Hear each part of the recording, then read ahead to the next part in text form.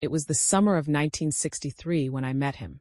His name was Jack, and he had this smile that could light up the room, with eyes that seemed to understand more than he ever let on. I was just 19, fresh out of high school, full of hope and ideas about the world. Ideas that, at the time, I thought would never change. I was working at a little diner on the corner of Main Street, the kind of place where everyone knew your name, and you could always count on a coffee refill when you needed it most.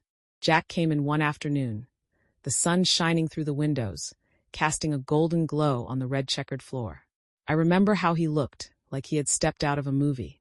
A leather jacket, a cigarette dangling from his lips, his hair just a little too long, and his hands steady calm, like he already knew how the world would turn out. He slid into a booth, not just any booth, but the one by the window where I could catch his eyes without trying too hard. We started talking, small talk at first, about the weather, the coffee, the usual. But there was something about him, something that drew me in.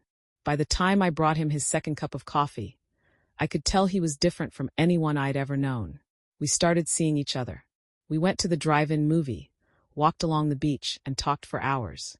He was so easy to be with, so effortlessly kind, with a depth I had never experienced. We loved each other quickly, intensely. But we were young, and the world was changing around us. By the fall of 1965, Jack had enlisted in the Navy, and we spent the next couple of years writing letters. Oh, how we wrote! We wrote about everything. Our hopes, our dreams, our fears. He told me about the places he went, and I wrote back about the life I was building without him. But as much as we tried to stay connected, I could feel something drifting between us, a pull in opposite directions. I wanted a life that was stable, rooted, to find himself. And then one day the letters stopped coming. I tried to call him, but he was never home. I waited for months, but no word. Life moved on. I dated other people, went to college, but I never truly forgot Jack.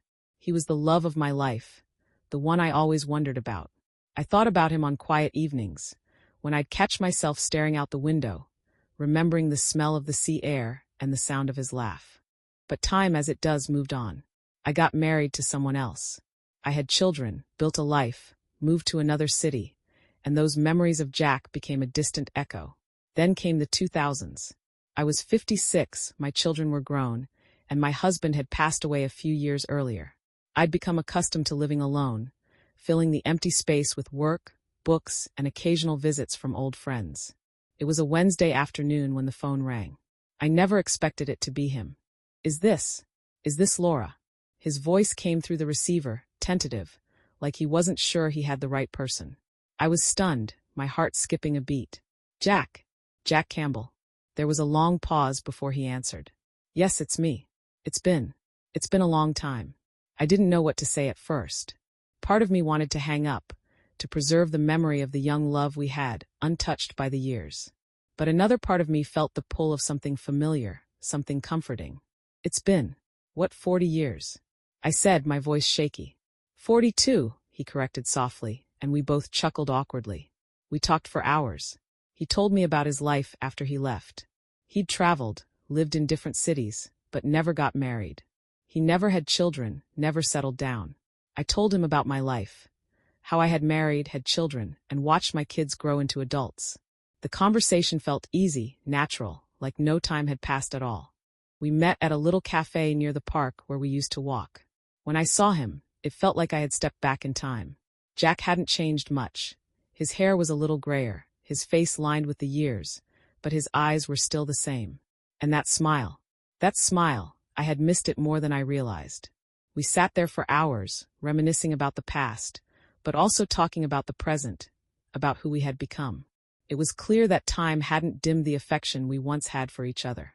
We talked about the old dreams we had, the paths we had chosen, and the ones we hadn't. It was then that we both realized something, that the love we shared had never truly gone away. We didn't get married, never even talked about it. We both knew that the life we had lived was important, that the years we spent apart shaped who we had become.